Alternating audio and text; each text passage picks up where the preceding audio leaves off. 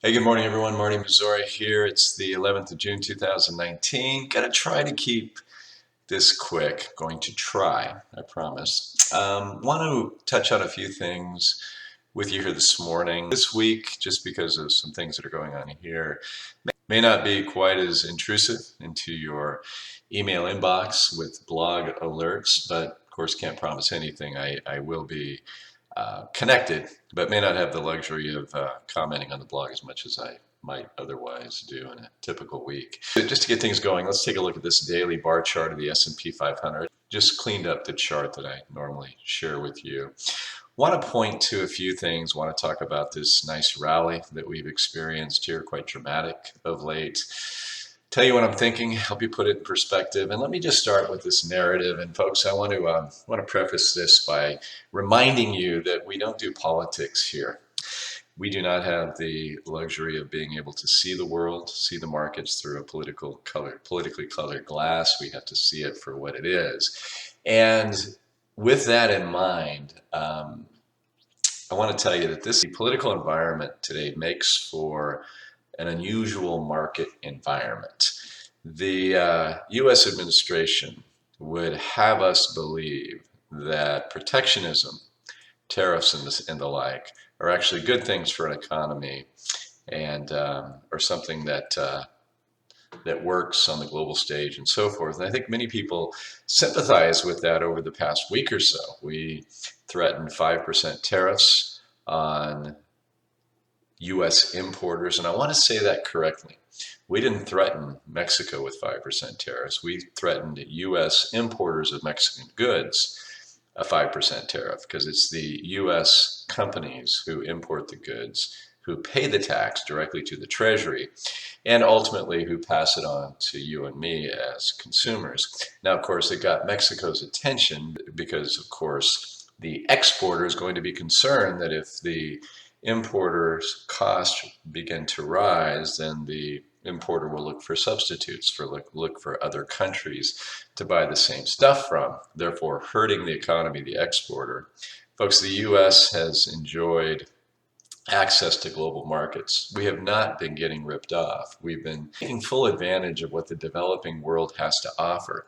When a developed nation buys more consumer goods from a developing nation, it's going to have a trade deficit. The developing nation then ends up with the currency of the developed nation with which to invest back in to the developed nation, bringing capital back in. They buy our stocks, they buy our bonds, they buy our treasuries, which fund the record budget deficits that we are currently running. So the trade deficit works in favor of the U.S. It is not a ripping off. If you're looking at everything from the producer's perspective and not from the consumer's perspective, you can come to this conclusion that our producers are getting killed. Well, our consumers are getting the benefit. Folks, countries export only so that they can import. The incentive to export items is to trade for things that we want from other countries. So we're inspired to produce so that we can go get things from other countries, not so necessarily so that we can sell to them. That's putting the cart before the horse. The horse is the consumer. So this kind of stuff, as you can probably sense in my voice, is very frustrating to listen to. It was frustrating when the Obama administration did it. The Trump administration is just taking it to a whole new level. They're threatening to take it to Depression era levels, and we don't want to go there as a country. So the whole Mexican tariff scenario, okay, so we threaten tariffs. Now they're really securing their border. Hey, tariffs work. Well, using tariffs in that way is akin to pointing a gun at your trading partner and saying, you do what I want you to do or I'm going to shoot you. And we've been pointing guns at virtually all of our trading partners, and we've been inflicting less than mortal wounds, and it's been inspiring them to cooperate with us. The moment one of our big trading partners pulls out their own gun and points it back at us and we do battle, it kills both of our economies. So this would be akin to brandishing a weapon, but not really wanting to use it. And once the world realizes that we're not going to use it, or we realize that if we do, we are going to suffer a recession, then we've got problems. Then our credibility begins to wane and so forth. So folks, I will say it over and over and over again. And the market ultimately is going to prove this to be the case. This is really bad policy.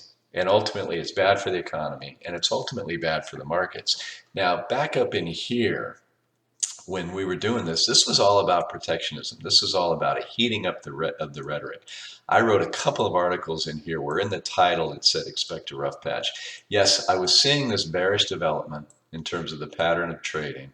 I was seeing other things begin to break down, but I was hearing the rhetoric on trade. I basically said, this isn't going to work. This is going to result in a correction. It was worse than I expected, but that was precipitated by the arrest of the CFO of Huawei, China's biggest tech firm. Then we came out of here. Here, the administration was very conciliatory. We were going to do a deal. It's going to be soon. It's going to be great for both parties. That sounds like legitimate negotiations and so forth. Back up in here, we got very arrogant again. And then this happened. Problem is, we're still arrogant.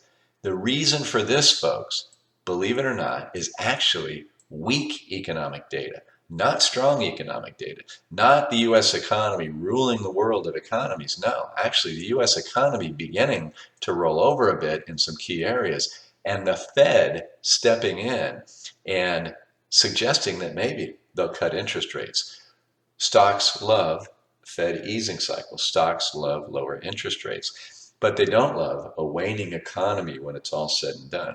So the faulty thinking of traders is that the Fed is going to save the day. The Fed will not overcome these recessionary forces if indeed we take tariffs to the next level and this becomes a long, drawn out, protracted affair.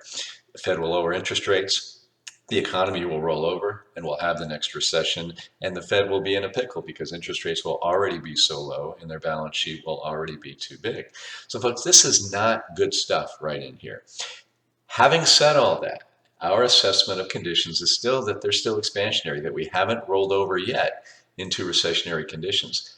Therefore, if the administration gets rid of this tariff orientation or obsession or whatever you want to call it, while conditions are still good, then I'm going to be exceedingly bullish, and I'm going to tell you we are going to move sustainably into new all-time highs, and this economic expansion is going to resume and has a bit further to go. That's my thesis at the moment. We are going to bring it to an abrupt halt if we continue with this trade war stuff, despite the fact that we've got this nice rally in here that's beginning to wane a little bit today as I speak. So in terms of the market dynamics in here, here's what happens. You come in here, you have optimism, you have people coming late to the party. Market begins to fall apart. Stop loss orders get hit. Latecomers freak out. They begin to sell. As the selling precipitates, the shorts, the bears come in. They begin to build short positions in here, thinking that we're going to go all the way down and test these December 24th lows, which is the norm actually, or at least come back to your normal 50% retracement right in here maybe. They begin building positions to profit from that. The market abruptly turns. People are thinking the Fed's going to lower interest rates. Suddenly, those shorts freak out because if the market leaves you behind, you can lose everything. So they have to cover those shorts, which means they have to buy stocks, and that exacerbates the upside.